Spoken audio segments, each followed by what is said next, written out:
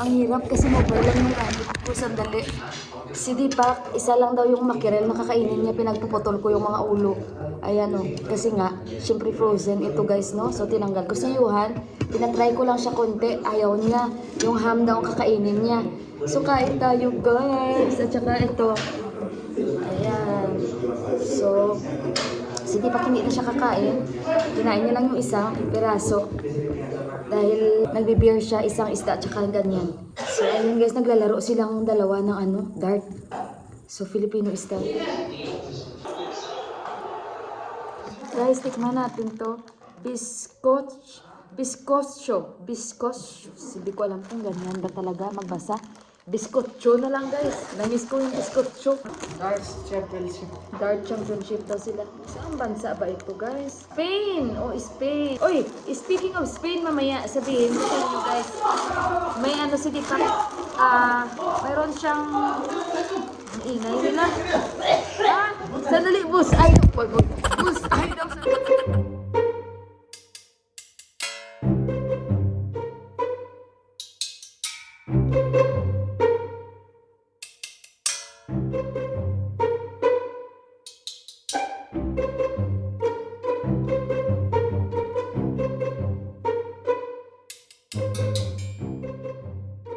Wala na akong battery. Diyos ko. Yuhan, tikman natin. Ang ingay guys, sila rock and roll.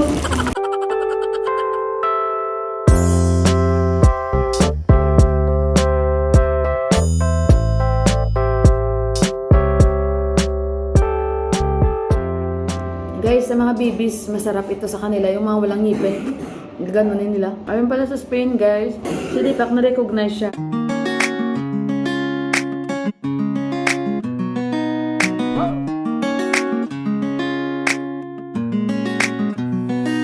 Ayan guys, na-recognize si Deepak, nag-email sila kay Deepak na kung pwede nila maghanap ng picture ni Deepak kasi yan yung ibon na hinahanap nila, na pinopromote nila. And madami na daw silang nakitaan na nag-advertise ng ibon na yan. Pero dapat daw, hindi daw gano'n na basta lang ginagamit ang image ng ibon na yan. So gusto nilang gamitin yung picture ni Deepak kasi nakitaan nila yung mga special na mga species na nakukuha ni Deepak. Siyempre nire-review nila yung ni Deepak, kumbaga yung history ba, kasi birder siya, diba? Number 3 siya sa buong Nepal. So ayun, at nakiusap sila kay Deepak na kung Deepak gagamitin nila. Yuhan, drink water, Yuhan! Warm water, hero! So ayun, nag-agree naman si Deepak and hiningi nilang original file. Tapos sabi nila, i-credit daw nila si Deepak kasi gagamitin nila yung picture ni Deepak, diba? So ayun.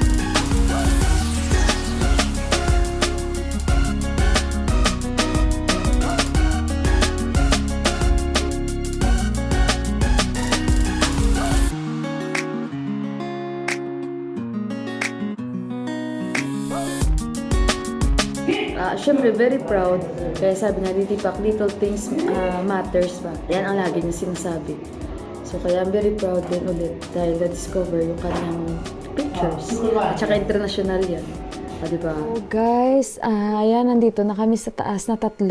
Ako ang naging scorer. Pero kanina, naano ko ito guys, yung bullseye. And parang laro-laro lang ba? Pero after, nag-serious na si Yuhan at saka si Deepak. Ngayon, ang nangyari is ako yung taga-score. So, hindi ko man alam nito kung hindi pa sila naglalaro. Ngayon ko lang nalaman, tinuruan ako ni Deepak. Sabi ni Deepak, mag-start daw sa 301 or 501 kasi ganun daw yung rules.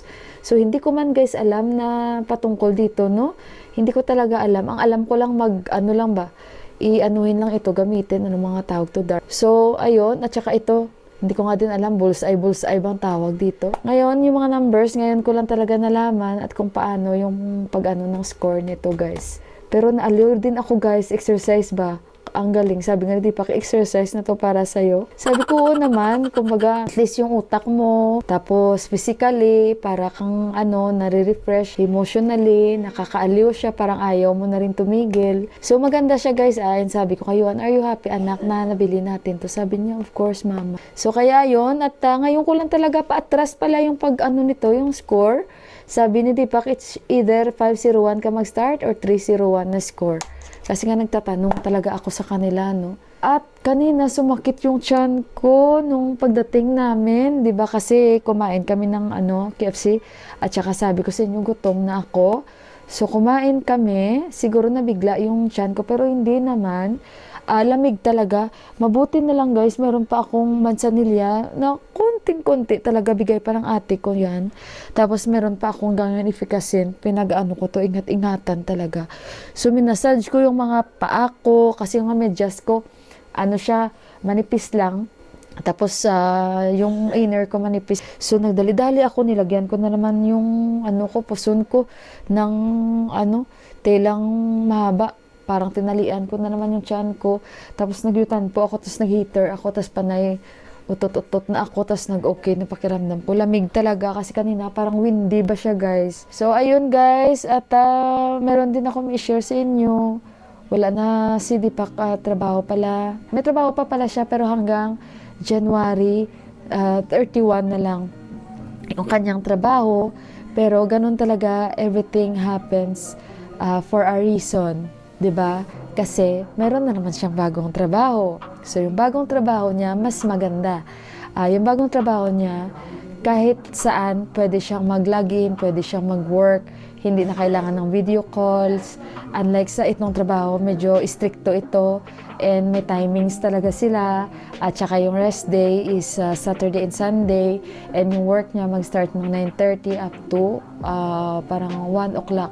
Yung ganon. Kasi, kumbaga sa ibang bansa ba, naka-base. So, ngayon, ang bago niyang trabaho, anywhere. Pwede siyang mag-log in anytime. And wala na siyang timings and wala na rin mga video calls. So, ayun, basta kahit saan pwede siyang mag-open ng laptop niya and mag-work. So, mas maganda po. So, ayun, at sobrang happy din ako. Actually, nakatanggap na sila ng notice nung mga December, ganon, bago pa man magpasko, nag-notice na hanggang January 31 na lang kasi ibibenta na ngayong company. So, ayun, pero hindi naman kami nag-lose ng hope. And sabi niyo yung sleep now.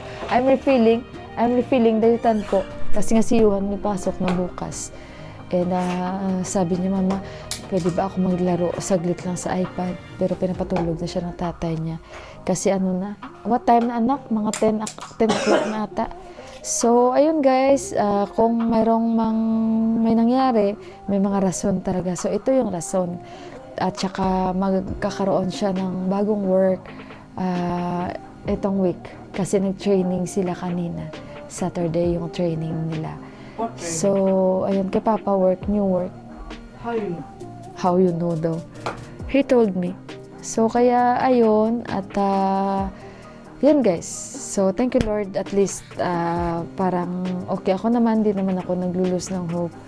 And, syempre, sa brother-in-law ko, ayun, dahil sobrang supportive siya lagi sa amin.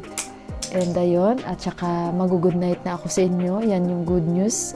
And kung may lagi nating tatandaan na kung may mga mangyayari man, may mga rason yan.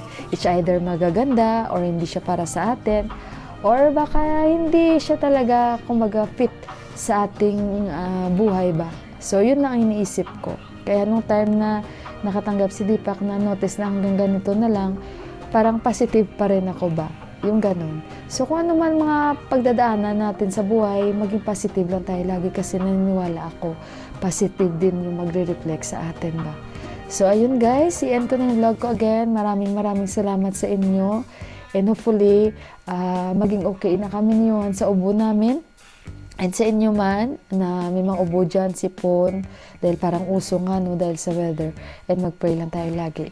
So, good night guys, and maraming salamat po muli. And sa mga bagong nag-subscribe sa akin, maraming salamat. And lalong-lalo na po sa mga hindi nag-i-skip ng ads, thank you so much. And of course, sa lagi niyong pagbibigay ng like sa akin, and sa lagi niyong pagko-comments. Again, sa mga hindi pa po nakapag-subscribe ng aking channel, baka naman gusto niyo lang, i-click nyo lang yung pulang button para ma-update kayo pag may bago akong upload. So again guys, good night. Bye-bye!